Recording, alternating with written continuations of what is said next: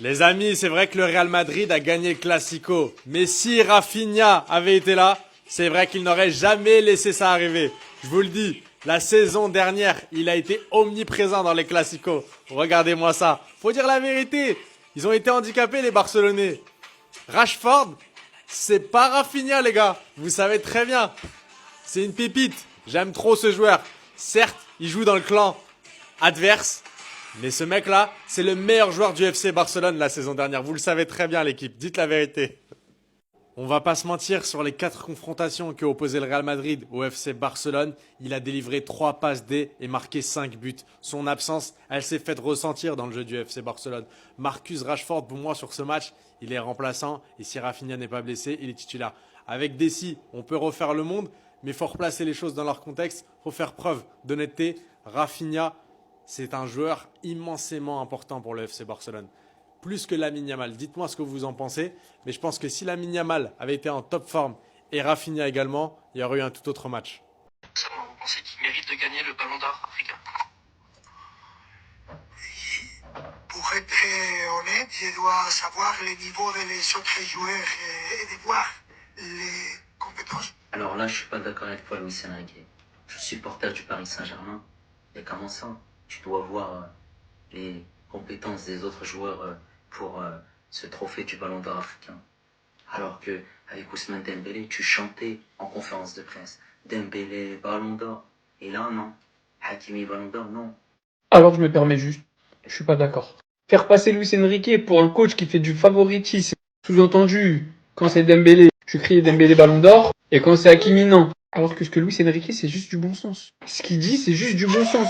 On a perdu l'habitude d'avoir des gens qui analysent le foot de manière logique, hors émotion. Si on est honnête 2 secondes, tous les prétendants au Ballon d'Or, Luis Enrique, ils connaissaient leur saison. C'est très honnête de sa part de dire je sais pas ce que font les concurrents. Voici les concurrents d'Hakimi.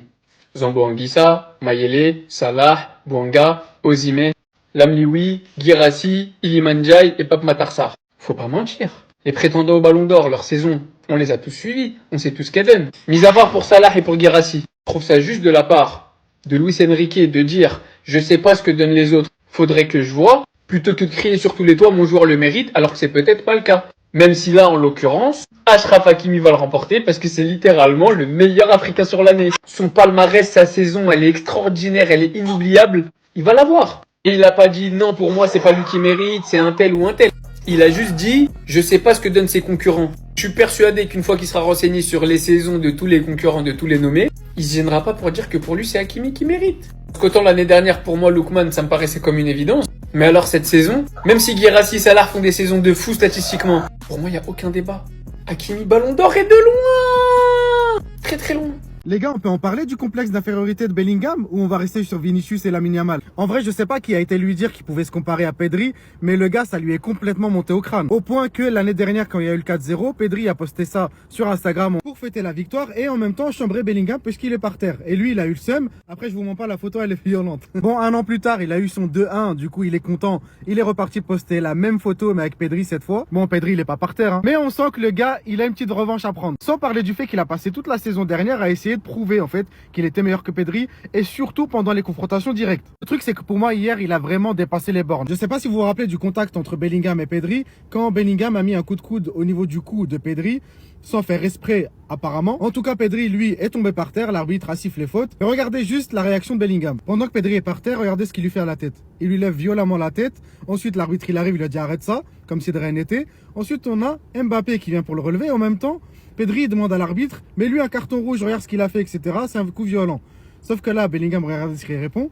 Non, ça c'est jamais carton rouge, même pas avec Negreira. Regardez, ça va zoomer sur ses lèvres. De toute façon, il y a écrit là, pour ceux qui savent lire, il dit devant l'arbitre, même pas avec Negreira. Pourtant, on nous avait expliqué que la niaque, le carburant qu'avait Real Madrid pour jouer ce match et le gagner, et de jouer en tout cas comme ils l'ont fait, c'est parce que Lamine Yamal avait insulté l'institution, qu'il avait manqué de respect, etc. Mais là, pour le coup, lui, il a pas insulté l'institution du Barça, il a pas manqué de respect au Barça, alors que l'affaire, il y a 0 preuve. Tellement que c'est une histoire à dormir debout, c'est parti inventer des preuves fictives pour essayer d'incriminer le Barça. Et lui, alors qu'il était même pas né quand il y avait l'affaire Negreira, il vient ouvrir sa gueule, il dit non, même pas avec Negreira. Ce que je trouve dommage, moi, par ailleurs, c'est que personne n'est venu défendre Pedri, alors que s'il y avait eu Gavi sur le terrain, je peux vous jurer qu'il serait le premier à venir. Et on l'a vu plusieurs fois dans les classicos venir remettre à sa place Bellingham quand il y avait besoin. Le pire, c'est qu'à chaque fois quand il est face à Gavi, il fuit. Par contre, avec Pedri, il se permet de venir lui secouer la tête. D'ailleurs, je comprends mieux les propos de Maffeo qui avait expliqué qu'il préférait largement se prendre la tête avec Vinicius, qui était un sanguin mais rien de plus, plutôt que de venir se prendre la tête avec Bellingham, qui lui, par contre, fait tout par derrière. Et je vous parle même pas de l'acting de ce mec. À chaque arrêt de jeu, il ramène sa fraise,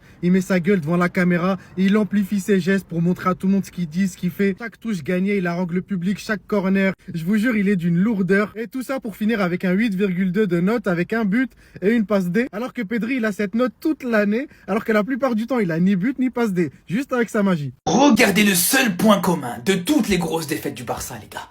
Toujours le même joueur. Au bout d'un moment, les gars, faut se poser les bonnes questions. Parce que on peut se dire, ouais, c'est peut-être le CM du Barça qui aime pas De Jong, peut-être que voilà, il a une dent contre De Jong, à chaque fois mettre la photo de De Jong. Mais en fait, au final, quand on se rend compte de la situation, les frères, sur tous les gros rendez-vous, De Jong, il est à chaque fois titulaire, il est à chaque fois capitaine et à chaque fois, il est décevant, les gars. Dans toutes les grosses désillusions, à chaque fois De Jong était sur le terrain, il était titulaire, il était capitaine, quasiment à chaque fois aussi. Et ça se termine mal pour le Barça. Voilà, les gars. Voilà, les frères. Moi, je vais vous prendre un match, les gars, où De Jong n'a pas été titulaire. Dans un grand rendez-vous.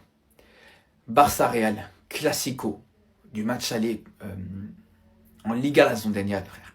4-0 pour le Barça. Après, attention, des fois, il y a De Jong, il est sur le terrain, il peut répondre présent, il peut être bon. Mais en fait, le problème avec De Jong, vous savez, c'est quoi, les gars? Comment je résume De Jong aujourd'hui? C'est que quand le collectif, il est bon, De Jong, il est très bon. Quand le collectif tourne bien, De Jong, il va être très bon. Quand le collectif va mal, De Jong, il va sombrer dans le reste du collectif, en fait. Ça va jamais être De Jong qui va semer la révolte. Ça va jamais être De Jong qui va permettre au Barça de renverser un petit peu la tendance dans une situation compliquée. Il a le problème, De Jong est pas assez... il est trop léger défensivement et il est pas assez impactant offensivement, en fait. C'est ça le problème. Trop léger défensivement, pas assez impactant offensivement. Et c'est tout le problème de ce joueur. Il y en a, ils ont attendu ça toute leur vie, de pouvoir descendre Pedri. Ah, ça a été long. Ça a été long. Combien d'années vous avez attendu? J'ai entendu des âneries. Des Madrilènes qui viennent nous dire que Bellingham est meilleur.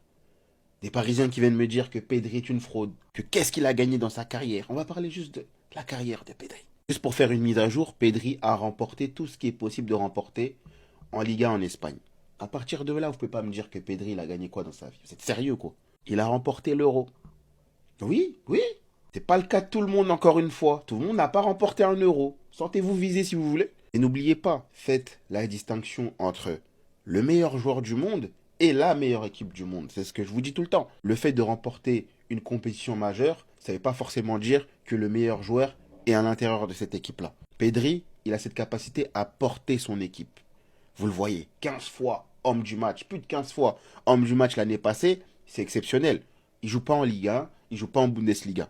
Et ce qui me fait rire, c'est que Pedri, on le sait, hein, dans 20 ans, on se rappellera plus de Pedri que de tous les autres joueurs qu'on a cités.